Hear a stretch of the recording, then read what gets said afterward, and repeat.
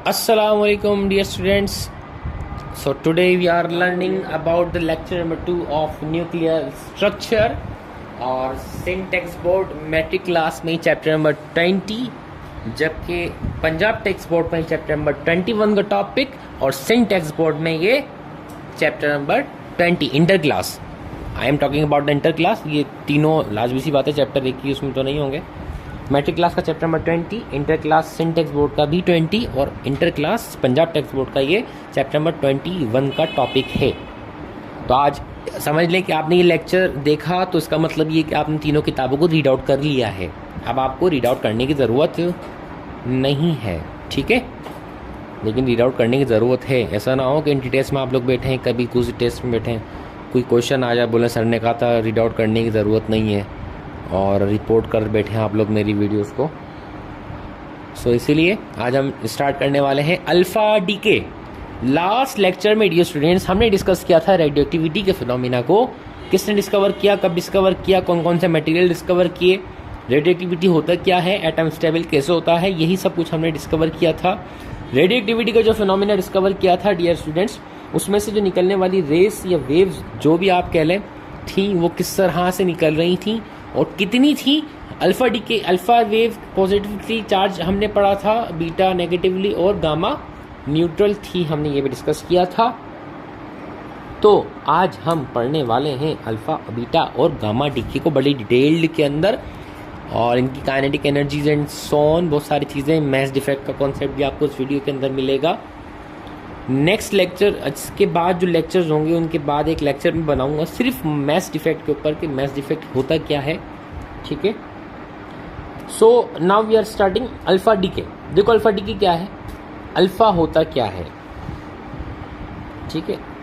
Alpha होता क्या है भाई, अल्फा जो है वो हीलियम न्यूक्लियाई होता है। मतलब ये क्या होता है, वो हीलियम न्यूक्लियाई होता है, ठीक है। उसका सिंबल He और इसको हम जो लिखते हैं वो He42। This 4 is known as atomic mass and this 2 is known as atomic number, ठीक है। अच्छा, लेट सपोज के आपके पास है ना एक यूरेनियम है 238 जिसका एटॉमिक मास है।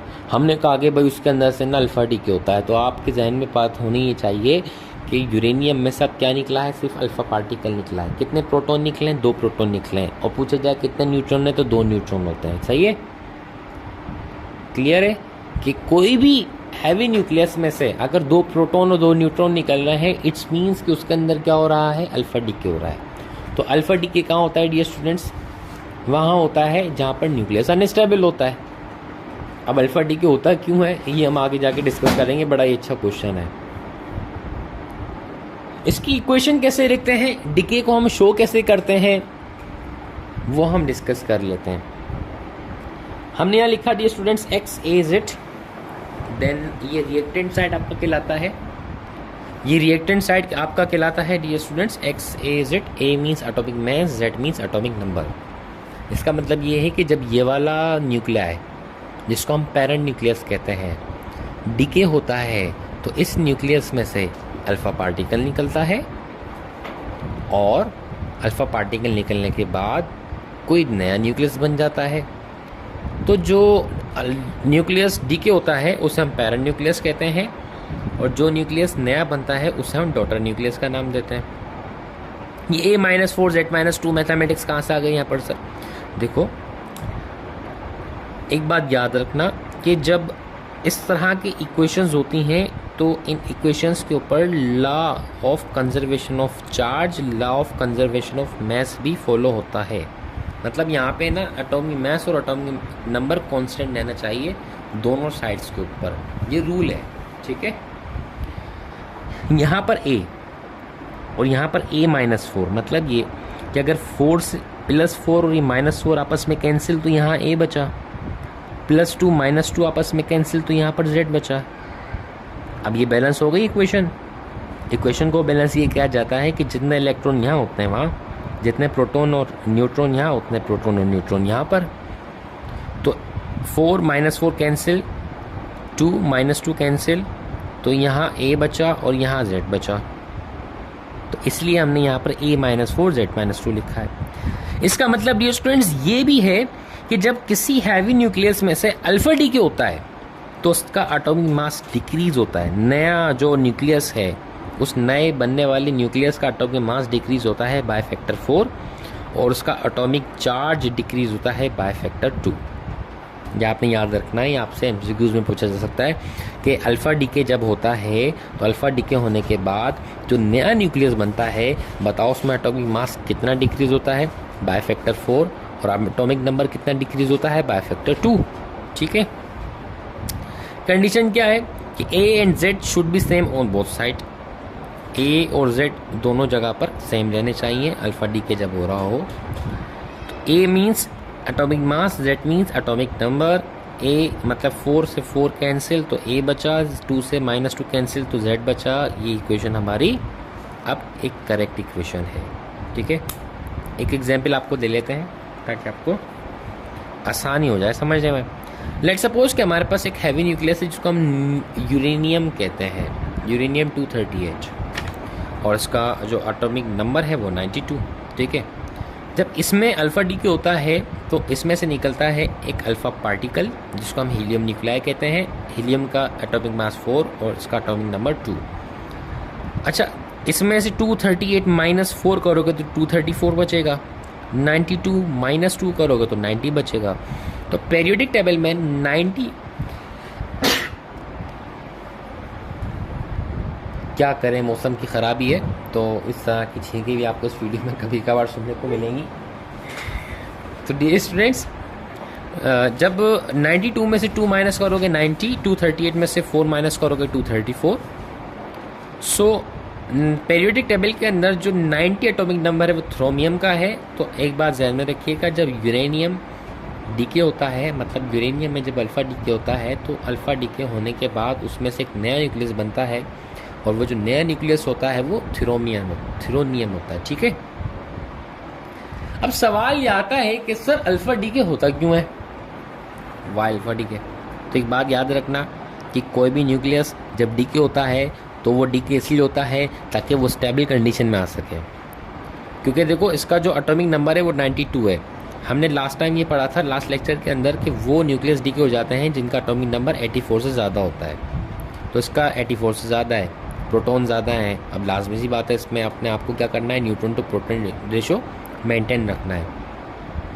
ठीक है, अब देखिए यहाँ पे मैं एक आपको बात बताऊँ कि एक कर्व होता है जिसे हम स्टेबिलिटी कर्व कहते हैं। स्टेबिलिटी कर्व जो है बनता है वो न्यूट्रॉन और प्रोटॉन के दरमियान में बनता है। ये स्टेबिलिटी कर्व है और स्टेबिलिटी कर्व के अंदर ये जो डॉट्स आपको नज़र आ रहे हैं ये भी हैवी न्यूक्लियस हैं, ये जो डॉट्स नज़र आ रहे हैं ये भी हैवी न्यूक्लियस होते हैं। स्टेबिलिटी कर्व से नीचे वाले जितने भी हैवी न्यूक्लियस होते हैं ये अल्फा इमीटर्स होते हैं, मतलब इन सब के अंदर क्या होता है, अल्फा डीके होता है। स्टेबिलिटी कर्व से ऊपर वाले जितने भी न्यूक्लियस होते हैं इनके अंदर बीटा डीके होता है। अब सवाल ये आता है कि सर ये जो अल्फा डीके वाले न्यूक्लियस हैं इन ये स्टेबिलिटी कर्व से नीचे इसलिए होते हैं क्योंकि इनका न्यूट्रॉन टू प्रोटॉन रेशो बहुत कम होता है। तो ये न्यूट्रॉन टू प्रोटॉन रेशो ज़्यादा करते हैं, ज़्यादा करते करते जब इस कर्व तक पहुंच जाते हैं तो ये स्टेबल हो जाते हैं और इनके अंदर डीके होना बंद हो जाता है। अच्छा, जो neutron to proton ratio beta emitters, जब हम बीटा डीके पढ़ेंगे तो उसमें मैं आपको दिखाऊंगा प्रूव करके ये चीज़, अभी भी हम प्रूव करेंगे कि जो बीटा डीके मतलब बीटा इमीटर्स होते हैं वो न्यूक्लियस जो कि बीटा पार्टिकल को इमिट करते हैं उन्हें बीटा इमीटर्स, और वो न्यूक्लियस जो कि अल्फा पार्टिकल को इमिट करते हैं उन्हें अल्फा इमीटर्स कहा जाता है। तो बीटा इमीटर्स क्या होते हैं कि इनका जो न्यूट्रॉन टू प्रोटॉन रेशो होता है वो बहुत ज़्यादा होता है। तो अपने अंदर न्यूट्रॉन टू प्रोटॉन रेशो कम करने के लिए ये लोग डीके करते हैं, इनमें बीटा डीके होता है और ये आहिस्ता आहिस्ता आके स्टेबिलिटी कर्व पर आते हैं तो ये स्टेबल कंडीशन में आ जाते हैं। अब इधर आए, इधर न्यूट्रॉन टू प्रोटॉन रेशो देखें डियर स्टूडेंट्स।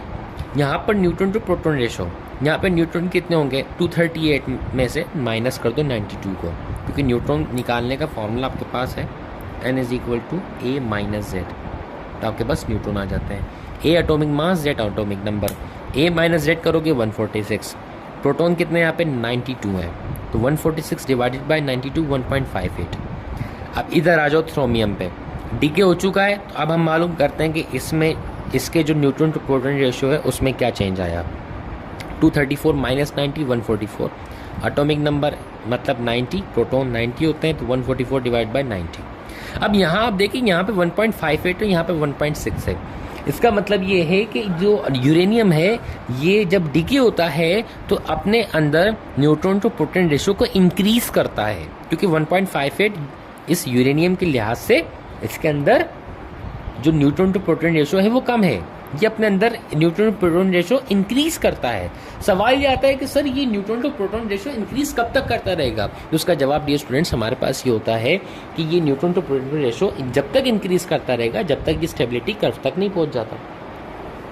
तो जब न्यूक्लियस स्टेबिलिटी कर्व तक आ जाते हैं तो ये अपने अंदर से डिके को बंद कर देते हैं।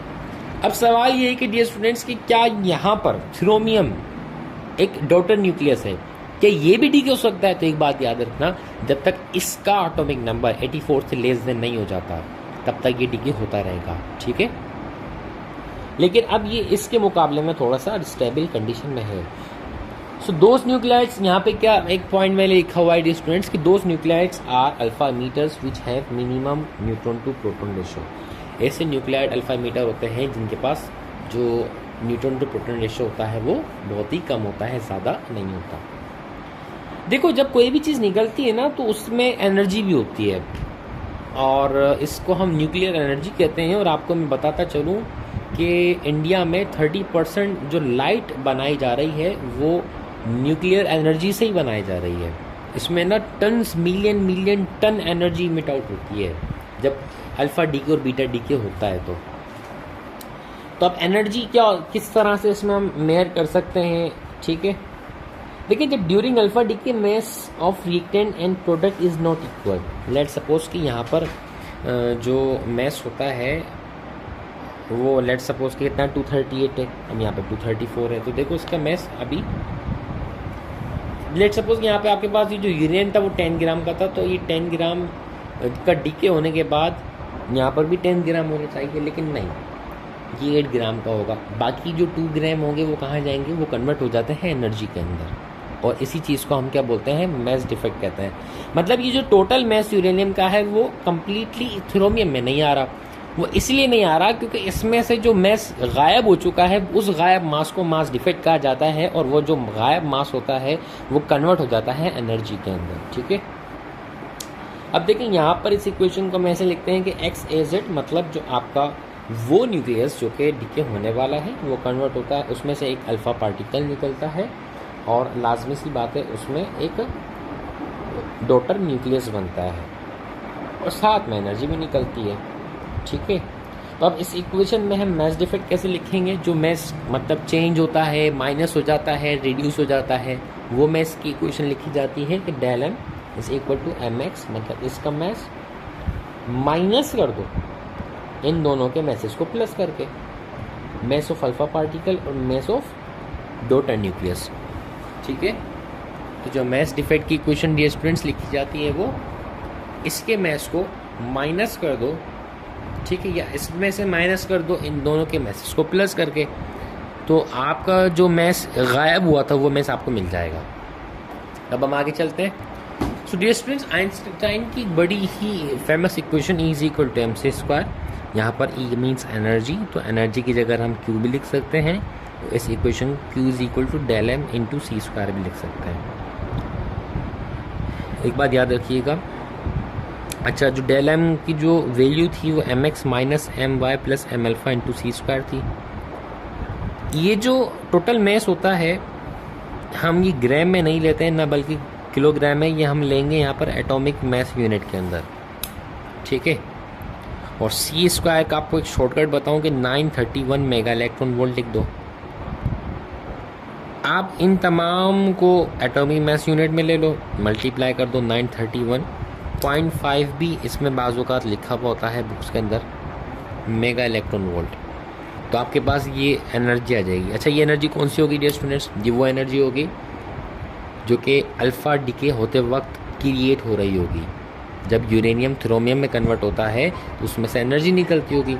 सो डियर स्टूडेंट्स एक बात याद रखिएगा, ये वो एनर्जी होगी कि जब आपका जो अल्फ़ा डीके होता है तो उसमें से निकलने वाली एनर्जी को हम इस तरह से फाइंड आउट कर सकते हैं इस फॉर्मूले से, ठीक है।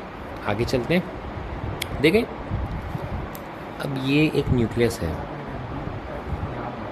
यूरेनियम 238 और 92, ये डिकोस में से एकदम से धूम करके अल्फा पार्टिकल निकला। अच्छा, ये जो अल्फा पार्टिकल स्पीड से निकला है, क्या इसके अंदर काइनेटिक एनर्जी नहीं होगी?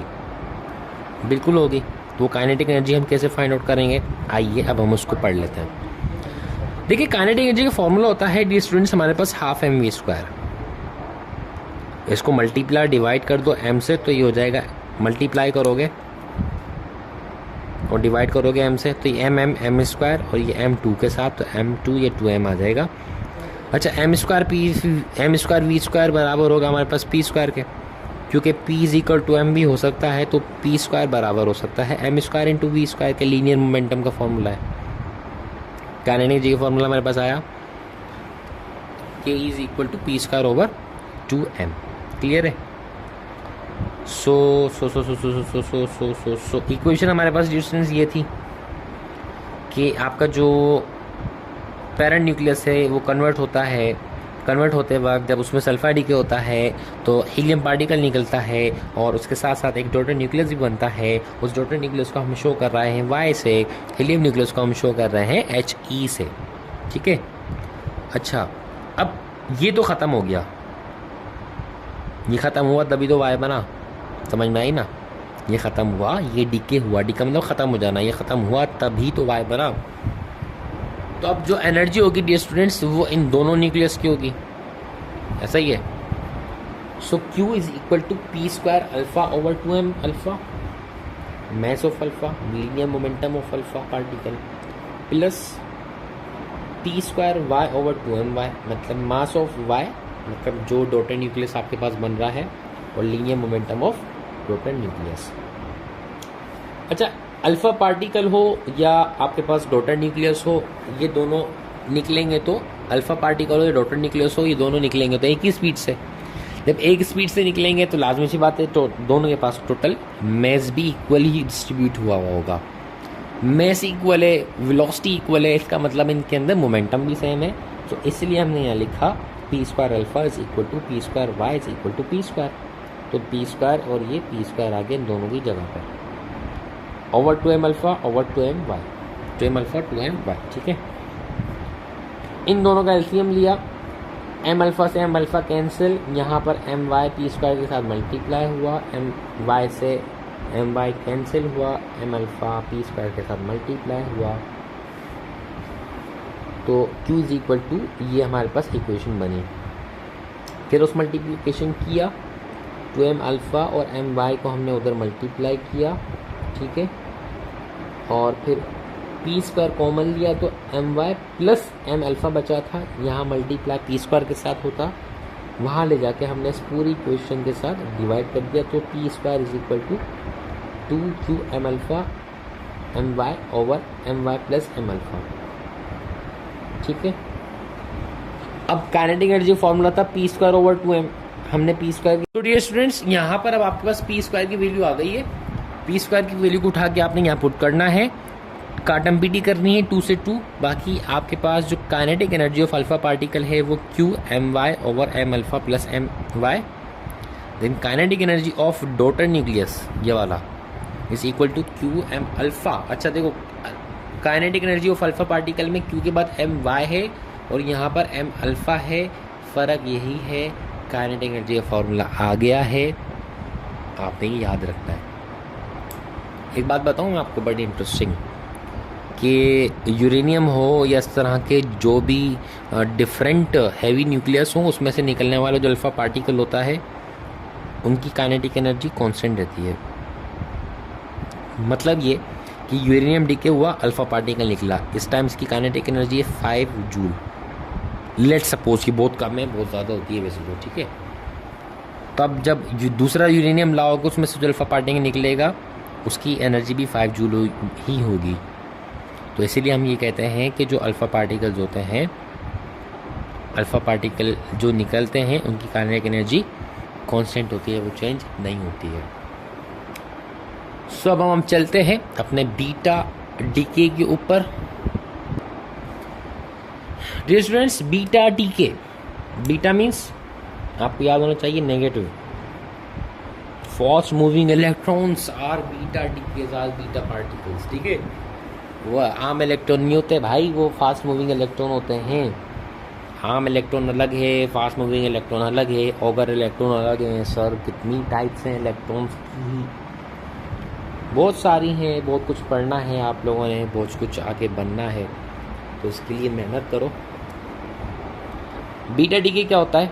बीटा डीके मतलब ये कि इलेक्ट्रॉन निकल रहा है न्यूक्लियस में से। बड़ी ही अजीब बात है, इलेक्ट्रॉन न्यूक्लियस में से निकल रहा है। इलेक्ट्रॉन तो न्यूक्लियस में होता नहीं है। आगे जाके इस कन्फ्यूजन को भी दूर करना है। बीटा डीके डियर स्टूडेंट्स दो तरह का होता है, एक बीटा नेगेटिव डीके, दूसरा बीटा पॉजिटिव डीके होता है। बीटा पॉजिटिव डीके मतलब इलेक्ट्रॉन का भाई निकलता है, जिसको हम पॉजिट्रॉन कहते हैं। मास इलेक्ट्रॉन वाला ही होता है, लेकिन चार्ज अपोजिट होता है। इलेक्ट्रॉन के ऊपर नेगेटिव तो पॉजिट्रॉन के ऊपर पॉजिटिव होता है, which is the anti particle of electron. कहते हैं ना कि भाई इस दुनिया में हर इंसान के साथ जन्म होते हैं। क्वांटम फिजिक्स भी ये कहती है कि हर पार्टिकल का एक एंटी पार्टिकल लाजमी होता है। तो इलेक्ट्रॉन का पॉजिट्रॉन होता है, आज की बात याद रखना। Charge beta particles, beta negative का -1, बीटा पॉजिटिव का +1। मास AMU के अंदर अगर देखें तो 0 होता है, लेकिन प्रोटॉन और न्यूट्रॉन का मास जो AMU में होता है वो अप्रोक्सीमेटली 1 के इक्वल होता है, 1.6 और 1.5 इस तरह से। लेकिन इलेक्ट्रॉन का देखा जाए विथ कंपेयर करके, इलेक्ट्रॉन प्रोटॉन और न्यूट्रॉन के साथ कंपेयर करके अगर इलेक्ट्रॉन का मास देखा जाए तो वो तकरीबन 0 ही होता है ना। क्योंकि देखो मास ऑफ इलेक्ट्रॉन जो होता है वो 1/1837 times to mass of proton होता है। अब कितना कम है, अगर इसको इन्वर्स लेके जाओ तो mass of proton is 1837 times to mass of electron, बहुत ज़्यादा है, ठीक है। इक्वेशन की अगर बात करते हैं तो डियर स्टूडेंट्स, इक्वेशन हमारे पास इस तरह से बनती है कि ये जो न्यूक्लियस X आपको नज़र आ रहा है, इसे पेरेंट न्यूक्लियस कहा जाता है। जब पेरेंट न्यूक्लियस डीके मतलब बीटा डीके होता है तो उसमें से एक इलेक्ट्रॉन निकलता है, साथ में जो डॉटर न्यूक्लियस होता है डियर स्टूडेंट्स वो निकलता है, और इसमें एक अजीब पार्टिकल निकलता है जिसको हम कहते हैं एंटी न्यूट्रिनो। अब ये एंटी न्यूट्रिनो की क्या कहानी है आगे जाकर हम डिस्कस करने वाले हैं इस चीज़ को भी ना। अच्छा, यहाँ पर देखो क्या हो रहा है कि A है, A+0A मतलब एटॉमिक मास सेम है। अब यहाँ पर एटॉमिक चार्ज को देखो ज़रा, Z+1 और यहाँ -1 +1 से कैंसिल तो वही Z बचेगा। इसका मतलब ये कि चार्ज भी बैलेंस और एटॉमिक मास भी बैलेंस, मतलब रिएक्टर प्रोडक्ट साइड के ऊपर number of electron proton neutron दोनों सेम है। क्लियर है? इंशाल्लाह हो जाएगा क्लियर। आगे देखो, मास यहाँ पे चेंज नहीं हो रहा है, मास कांस्टेंट है। ए यहाँ पे एटॉमिक मास जो है वो कांस्टेंट है। हाँ, जो चार्ज नंबर है ना वो इंक्रीज हो रहा है बाय फैक्टर 1। और जो अल्फा डीके हमने डिस्कस किया था डियर स्टूडेंट्स, उसमें जो चार्ज था वो डिक्रीज हो रहा था बाय फैक्टर 2, और एटॉमिक जो मास था वो भी डिक्रीज हो रहा था बाय फैक्टर 4। तो ये बात ध्यान में रखिएगा। आइए इसकी एग्जांपल लेते हैं। ये कार्बन का आइसोटोप है जो कि कार्बन डेटिंग के लिए भी इस्तेमाल किया जाता है। आगे मैंने एक लेक्चर में इसके हवाले से कुछ लिखा है। आइसोटॉप्स जब हम पढ़ेंगे तो उसमें इसका थोड़ा सा डिटेल है कि कार्बन डेटिंग क्या होती है। जब ये कार्बन का आइसोटॉप C14 डीके होता है तो उसमें से एक इलेक्ट्रॉन निकलता है। 14 सेम रहेगा, 6 में +1 होगा तो वो 7 हो जाएगा। 7 पर नाइट्रोजन होता है। तो एक बात याद रखिएगा, जब कार्बन का आइसोटॉप C14 डीके होता है, कौन सा डीके? बीटा डीके, तो वो क्या बनाता है? नाइट्रोजन बनाता है। अच्छा, इस पूरे डीके के अंदर एक और पार्टिकल निकलता है जिसे हम एंटी न्यूट्रिनो कहते हैं। ठीक है, अब अगेन वही सवाल ये आता है कि सर ये बीटा डीके क्यों होता है? तो अगेन वही जवाब आएगा कि डियर स्टूडेंट्स, बीटा डीके भी न्यूक्लियस स्टेबल करने के लिए ही अपने अंदर करता है। मैंने आपको अभी अल्फा डीके के अंदर बताया था कि जो स्टेबिलिटी कर्व होता है, ये स्टेबिलिटी कर्व बनाया जाता है न्यूट्रॉन और प्रोटॉन के दरमियान में। स्टेबिलिटी कर्व से जितने भी नीचे पार्टिकल होते हैं ये अल्फा इमीटर्स होते हैं, क्योंकि न्यूट्रॉन टू प्रोटॉन रेशो इनका बहुत ज़्यादा कम होता है। स्टेबिलिटी कर्व से ऊपर वाले जितने भी पार्टिकल्स होते हैं ये बीटा इमीटर्स होते हैं और इनका न्यूट्रॉन टू प्रोटॉन रेशो ज़्यादा होता है। ये पार्टिकल क्या करते हैं, अपने अंदर न्यूट्रॉन टू प्रोटॉन रेशो को कम करने की कोशिश करते हैं और स्टेबिलिटी कर्व की तरफ आने की कोशिश करते हैं।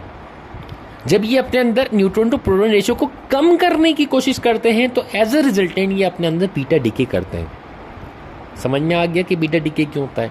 और इसी तरह से अल्फा डीके भी इसीलिए होता है, जब ये अपने अंदर neutron to proton ratio maintain करते हैं तो ये डीके करते हैं। ठीक है, असल में जो बीटा डीके है this is the simplest conversion of neutron to proton. Beta negative decay अगर बात करो भाई, न्यूट्रॉन किस में कन्वर्ट होता है, प्रोटॉन के अंदर। This is known as beta negative decay. अब सवाल ये आता है, देखो इधर ये 1 और यहाँ पर 1 क्लियर है, सही है, मतलब ये कि ए सेम है। लेकिन यहाँ पर एक मसला ये आ रहा है कि भाई ये जो 0 है z है, यहाँ पर 1 है, मतलब z दोनों तरफ इक्वल नहीं हो रहा, a इक्वल हो रहा है। यहाँ पर रिएक्टेंट पर 1 प्रोडक्ट पर 1, लेकिन z रिएक्टेंट पर 0 और प्रोडक्ट पर 1। अब लाजमी सी बात है यहाँ पर क्या आना चाहिए, -1 -1 प्लस 1 से कैंसिल, तो यहाँ 0, यहाँ पर भी 0। आगे चलते हैं। देखो न्यूट्रॉन किस में कन्वर्ट होता है, प्रोटॉन के अंदर। जब न्यूट्रॉन, अब सवाल ये आता है कि सर बीटा डीके मतलब ये कि न्यूक्लियस में से इलेक्ट्रॉन निकलता है, तो भाई वो न्यूक्लियस में से नहीं निकलता, ये बात ध्यान में रखना।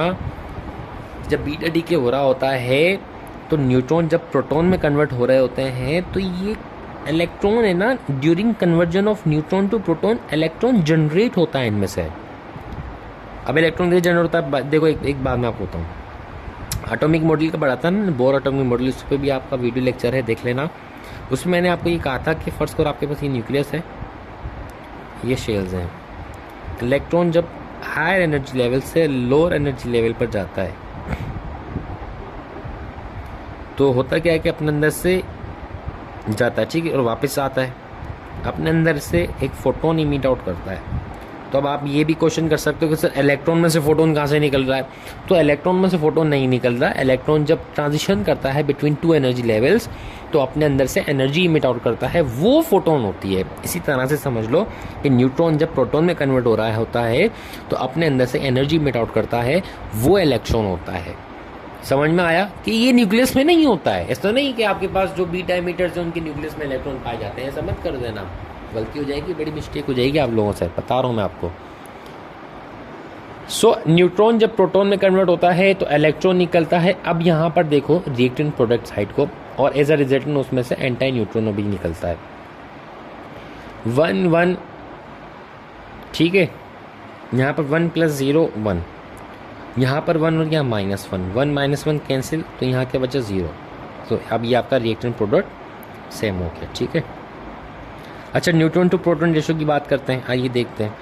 कार्बन C14 6 था, यहाँ नाइट्रोजन 14 7 है। न्यूट्रॉन टू प्रोटॉन, न्यूट्रॉन कितने होंगे, 14 - 6 8, प्रोटॉन 6। नाइट्रोजन की बात करते हैं, सो नाइट्रोजन मीन्स 14 - 7 7 और 7, 8 / 6 is equal to 1.3, 7 / 7 is equal to 1। अब यहाँ देखो कि जब ये कार्बन 14 6 जब ये बीटा डीके नहीं हुआ था तो उसके अंदर जो न्यूट्रॉन टू प्रोटॉन रेशो था वो 1.3 था, लेकिन जब इसने अपने आप को बीटा डीके करवा दिया तो अब इसके अंदर जो न्यूट्रॉन टू प्रोटॉन रेशो था वो 1 हो गया। तो आपको मैंने यही बताया था कि जो बीटा इमिटर्स होते हैं डियर स्टूडेंट्स, वो अपने अंदर न्यूट्रॉन टू प्रोटॉन रेशो कम करने की कोशिश करते हैं और इसलिए उनके अंदर बीटा डीके हो जाता है। क्लियर है कि what is mean by beta decay, equation कैसे बनाई जाती है, बैलेंस कैसे की जाती है, इलेक्ट्रॉन कहाँ से निकलता है। अब आ जाओ एंटी न्यूट्रिनो के मामले के ऊपर। अब देखो एंटी न्यूट्रिनो हमारे पास क्या होता है, एंटी न्यूट्रिनो का जो कॉन्सेप्ट था ये सजेस्ट किया किसने, पॉलिन है। ये बड़ा ही मज़े का कॉन्सेप्ट है और ये जो एंटी न्यूट्रिनो होता है ये इस पूरे रिएक्शन के अंदर 2 चीज़ें कंट्रोल करता है। पहली चीज़ एनर्जी कंजर्वेशन और दूसरी चीज़ स्पिन मोमेंटम कंजर्वेशन होती है। आगे चलते हैं, फिर इसको हम डिटेल में डिस्कस करते हैं। देखें जी, हमने एक रिएक्शन पढ़ा था C14 6 जब डीके होता है तो उसमें से इलेक्ट्रॉन निकलता है -1 0 एटॉमिक मास, ठीक है, और ये बनता है नाइट्रोजन 14 7 और प्लस में निकलता है एंटी न्यूट्रिनो। अब लेट सपोज कि कार्बन की यहाँ जो एनर्जी थी वो 1000 किलो जूल थी, और जब इसमें से बीटा इमीटर निकला मतलब इलेक्ट्रॉन निकला तो और हमने न्यूट्रॉन को चेक किया, अब इसमें एनर्जी रह गई 5000 किलो जूल। सवाल यह है कि जो 5000 किलो जूल एनर्जी थी वो कहाँ गई। लाजमी सी बात है, एनर्जी चेंज होगी तो मोमेंटम भी चेंज होगा। तो इस तरह की बहुत सारे रिएक्शंस हमने करवाए, एंड में हल ये निकाला कि भाई जो एनर्जी जा रही है वो ले जाने वाला सिर्फ एक ही बंदा है और उसका नाम है एंटी न्यूट्रिनो। तो यहाँ अच्छा, अब बाकी कहाँ पर होगी, बाकी 5000 किलो जूल एनर्जी यहाँ पर पाई जा रही है। 5000 ये 5000 किलो जूल ये, दोनों को प्लस करोगे अगेन आपके पास वही 1000 मतलब 10,000 सॉरी, इसमें एक जीरो कम लगा दे, 10,000 किलो जूल एनर्जी बन जाएगी, ठीक है। सो अब यहाँ पर एनर्जी बैलेंस हो गई है। तो एंटी न्यूट्रिनो काम क्या होता है dear students, anti neutrino beta जो रिएक्शन होता है इस बीटा नेगेटिव रिएक्शन के अंदर, बीटा नेगेटिव की बात कर रहे हैं हम, बीटा नेगेटिव की बात कर रहे हैं, बीटा पॉजिटिव की बात नहीं कर रहे हैं, ये बात ध्यान में रखना। सो एंटी न्यूट्रिनो क्या करता है dear students, anti neutrino beta decay के दौरान पैरेंट न्यूक्लियस और डॉटर न्यूक्लियस में एनर्जी और स्पिन मोमेंटम को कंजर्व रखता है। इसका काम क्या होता है ये हमें किसने बताया था, पॉलिन और रदरफोर्ड ने, ठीक है। अच्छा, एंटी न्यूट्रिनो की कुछ प्रॉपर्टीज़ होती हैं। इसका जो रेस्ट मास 0 होता है, पेनिट्रेटिंग पावर बहुत ज़्यादा होता है, गामा रेज वगैरह तो कुछ नहीं है इसके सामने। एंटी न्यूट्रिनो का जो पेनिट्रेशन पावर होता है ना वो बहुत ज़्यादा होता है। इसकी स्पीड ऑफ लाइट की इक्वल होती है। चार्ज कुछ नहीं होता, इसलिए यहाँ पे law of conservation of charge मतलब ये क्या पीछे नहीं होता है, इसलिए इसके ऊपर कोई चार्ज भी नहीं होता। विजिबल नहीं होता है, ये इनविजिबल होता है, तभी इसको फाइंड आउट करने में काफ़ी टाइम भी लग गया था ना। और इसमें जो स्पिन होता है वो +1/2 भी होता है और -1/2 भी होता है, दो तरह की स्पिन होती हैं। और what is mean by spin, ये एक अलग ही अपने आप में एक टॉपिक है। अब हम आगे चलते हैं, बीटा पॉजिटिव डीके क्या होता है। So dear students, beta positive decay का मतलब ये है कि अब न्यूक्लियस में से क्या निकल रहा है, इलेक्ट्रॉन। मास क्या होगा 0, चार्ज क्या होगा +1।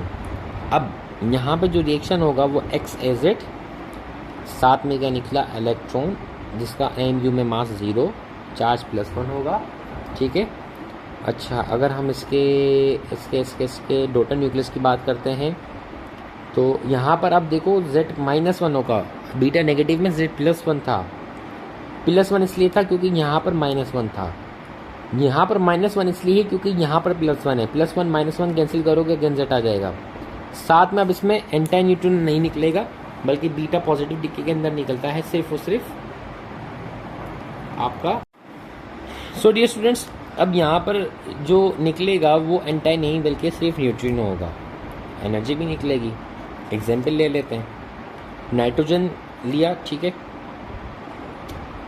और नाइट्रोजन का हमने एक आइसोटोप लिया, 12 है, 13 है, 14 है, जो भी है, और इसमें से निकला आपका एक पॉजिट्रॉन के साथ साथ। अच्छा, हमने क्या करना था, नाइट्रोजन में से मतलब इसका जो एटॉमिक नंबर है उसमें से 1 माइनस करना है। सो डियर स्टूडेंट्स, जब 7 में से 1 को हम माइनस करेंगे तो यहाँ 6 आएगा, और 6 पीरियोडिक टेबल में कार्बन को रिप्रेजेंट करता है। तो जब नाइट्रोजन के अंदर बीटा पॉजिटिव डीके होता है तो कार्बन बनता है, उसके साथ साथ न्यूट्रिनो और एनर्जी निकलती है।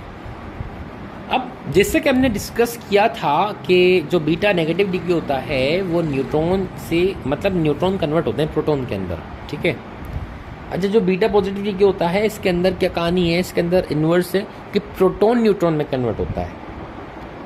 क्या प्रोटॉन न्यूट्रॉन में कन्वर्ट होता है, जैसे 1 यहाँ पर 1 एटॉमिक मास, यहाँ पर 1 + 0 1, यहाँ पर 1, यहाँ 0 + 1 1, ठीक है। तो इस तरह से आपका A और Z दोनों तरफ इक्वल होता है, और उसके साथ एक क्या निकलता है डी स्टूडेंट्स, न्यूट्रिनो निकलता है। जब प्रोटॉन न्यूट्रॉन में कन्वर्ट हो रहा होता है तो यहाँ पर इलेक्ट्रॉन नहीं बल्कि अब एक एंटी पार्टिकल ऑफ इलेक्ट्रॉन जिसको हम पॉजिट्रॉन कहेंगे वो जनरेट होता है। जैसे हमने डिस्कस किया था कि जो बीटा नेगेटिव डीके होता है तो during beta negative decay electron generate होता है जब न्यूट्रॉन प्रोटॉन में कन्वर्ट हो रहा होता है, लेकिन जब बीटा पॉजिटिव डीके होता है तो इस टाइम पॉजिट्रॉन जनरेट होता है जब प्रोटॉन न्यूट्रॉन में कन्वर्ट हो रहा होता है। ठीक है, क्लियर है। बाकी इसकी एनर्जी कंजर्वेशन वगैरह सारे मामला तो वही होते हैं। अब देखो एक चीज़ वो ये कि हमने पढ़ा था बीटा डीके में कि जो आपका न्यूट्रॉन होता है वो प्रोटॉन में कन्वर्ट होता है, साथ में इलेक्ट्रॉन एंटी न्यूट्रिनो और some amount of energy emit out होती है। अच्छा, इसमें जो एनर्जी होती है उसका फॉर्मूला mn मतलब मास ऑफ न्यूट्रॉन माइनस, जैसे कि हमने अल्फा डीके में किया था स्टूडेंट्स मास डिफेक्ट वाले में, इसका और इसका मास प्लस कर दो तो और मल्टीप्लाई कर दो C square means 931.5 mega electron volt. तो आपके पास वो अमाउंट ऑफ एनर्जी आ जाएगी जो बीटा नेगेटिव के दौरान रिलीज होती है। मास ऑफ प्रोटॉन होता है 1.626 AMU में और मास ऑफ न्यूट्रॉन 1.649। इसका मतलब ये है कि जो न्यूट्रॉन का मास होता है वो प्रोटॉन से कुछ ज़्यादा होता है AMU में। ठीक है डियर स्टूडेंट्स, न्यूट्रॉन प्रोटॉन में कन्वर्ट हो रहा है मतलब हैवी मास लोअर मास में कन्वर्ट हो रहा है। इसका मतलब ये है कि जब हैवी मास लोअर मास में कन्वर्ट होता है तो एनर्जी रिलीज हो रही है, तभी तो कन्वर्ट हो रहा है ना। मास कन्वर्जन का मतलब ये होता है कि एनर्जी गेन और release. What is mass? Mass is the energy.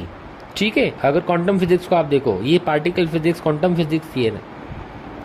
तो जब हैवी मास लोअर मास में कन्वर्ट होता है मतलब मास डिक्रीज हो रहा है ना। न्यूट्रॉन किस में कन्वर्ट हो रहा है? प्रोटॉन में कन्वर्ट हो रहा है। जब हैवी मास लोअर मास में कन्वर्ट हो रहा है तो इसका मतलब ये है कि इस पूरे रिएक्शन में से एनर्जी का निकल रही है, रिलीज हो रही है, एनर्जी रिलीज हो रही है। तो ऐसा रिएक्शन जिसके अंदर से एनर्जी रिलीज होती है, इस तरह के रिएक्शन को एक्सोथर्मिक रिएक्शन कहा जाता है। तो एक बात ध्यान में रखिएगा, जो बीटा नेगेटिव डीके होता है this is exothermic reaction in nature. अब बीटा पॉजिटिव डीके में आ जाओ। इसमें क्या होता है कि प्रोटॉन न्यूट्रॉन में कन्वर्ट होता है, साथ में एक पॉजिट्रॉन निकलता है, न्यूट्रिनो निकलता है और सम अमाउंट ऑफ एनर्जी निकलती है। जो एनर्जी है उसकी इक्वेशन हम ये लिख सकते हैं इस तरह से। अब देखो यहाँ पर क्या है कि जो लोअर मास है वो हैवी मास में कन्वर्ट हो रहा है। इसका मतलब ये है कि अब इस रिएक्शन के अंदर एनर्जी से खींच के जमा करके खैरात मांग कर डाली जा रही है। ऐसा ही है ना, मतलब ये कि एक ऐसा रिएक्शन जो कि एनर्जी को क्या करता है, एब्जॉर्ब करता है। सो वो रिएक्शन जो कि एनर्जी को एब्जॉर्ब करे, इस तरह के रिएक्शन को एंडोथर्मिक रिएक्शन कहा जाता है। क्लियर है? तो बीटा नेगेटिव डीके एक्सोथर्मिक कैसे होता है? क्योंकि भाई उसमें मास डिक्रीज होता है। मास डिक्रीज का मतलब ये कि न्यूट्रॉन प्रोटॉन में कन्वर्ट हो रहा होता है। तो जब मास डिक्रीज होता है तो इसका मतलब एनर्जी रिलीज हो रही है, एनर्जी निकल रही है। तो इस तरह के रिएक्शन को एक्सोथर्मिक कहा जाता है। बीटा पॉजिटिव डीके की बात करोगे तो इसका मतलब ये कि लोअर मास हैवी मास में कन्वर्ट होता है। जब लोअर मास हैवी मास में कन्वर्ट होता है इसका मतलब ये है कि एनर्जी ये रिएक्शन एब्जॉर्ब कर रहा है। इस रिएक्शन में एनर्जी कहीं ना कहीं से डाली जा रही है। तो जब एनर्जी डाली जाती है तो इस तरह के रिएक्शन को एंडोथर्मिक रिएक्शन कहा जाता है। सो अब हम डिस्कस करते हैं dear students gamma decay. What is mean by gamma decay? Let's suppose कि आपके पास ये energy state n is equal to 2, ठीक है, और ये ground state n is equal to 1। ये कौन सी स्टेट है? ग्राउंड स्टेट है। यहाँ पर एक एटम है, ठीक है। अच्छा, यहाँ पे एटम क्या होगा? स्टेबल। ये एटम लेट सपोज कि कोई भी एनर्जी सोर्स से हमने उसको एनर्जी दी, ये एक्साइटेड हुआ, एक्साइटेड होने के बाद ये एक्साइटेड लेवल पर चला गया।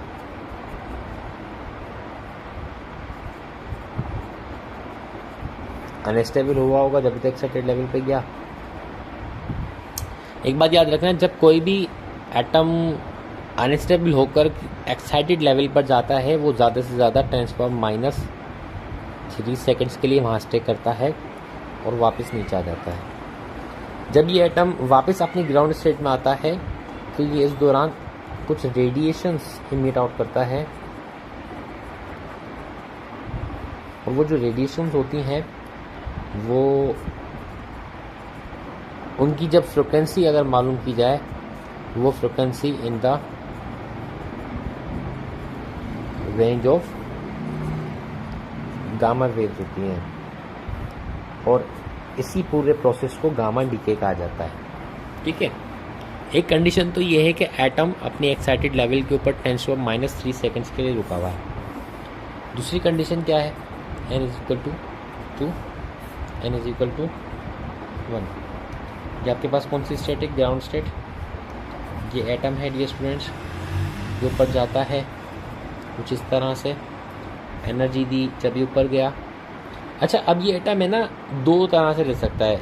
जो NCERT बोर्ड है वहाँ 10⁻10 सेकेंड्स लिखा हुआ है, और 10⁻8 सेकेंड हमारा सिंटेक्स बोर्ड है। अगर एटम एक्साइटेड स्टेट में इतने टाइम के लिए ठहरे तो इस तरह की एक्साइटेड स्टेट को मेटास्टेबल स्टेट कहा जाता है। और अगेन ये अपने ग्राउंड लेवल में जब वापस आता है तो एनर्जी इमिट आउट करता है, और वो गामा वेव्स ही होती हैं। क्लियर है? अच्छा देखो, होता क्या है कि होता क्या है, एक फिनोमिना है जिसे इलेक्ट्रॉन कैप्चर कहा जाता है। इलेक्ट्रॉन कैप्चर क्या होता है? ये बिल्कुल पॉजिटिव, बीटा पॉजिटिव डीके की तरह होता है। इलेक्ट्रॉन कैप्चर, लेट सपोज कि आपके पास बहुत हैवी न्यूक्लियस है,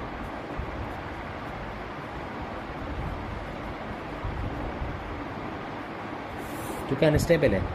अब इसके इर्द गिर्द लाजमी बात शेल्स होंगे।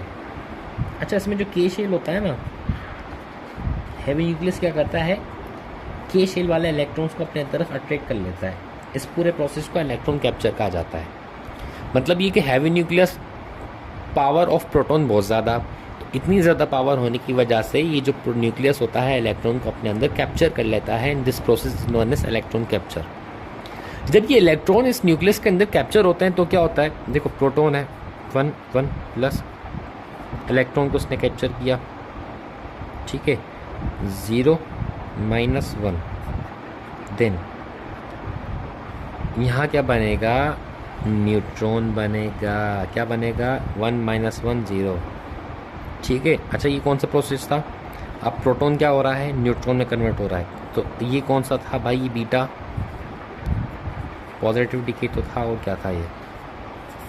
इसका मतलब ये है, अगर आपसे एक सवाल कर लिया जाए, बताओ वो कौन सा प्रोसेस है जो कि बीटा पॉजिटिव डीके की तरह होता है, तो आपने नाम ले देना है फ़ौरन से, वो इलेक्ट्रॉन कैप्चर है। सो डियर स्टूडेंट्स, हमने इसके अंदर बहुत सारी बातें सीखी। अल्फा डीके क्या होता है, क्यों होता है, स्टेबिलिटी कर्व क्या होता है, एनर्जी कैसे निकाली जाती है, and so on. Gamma decay क्या होता है, इलेक्ट्रॉन कैप्चर क्या होता है, beta negative decay, beta positive decay क्या होता है। So take care of yourself. अल्लाह हाफिज़।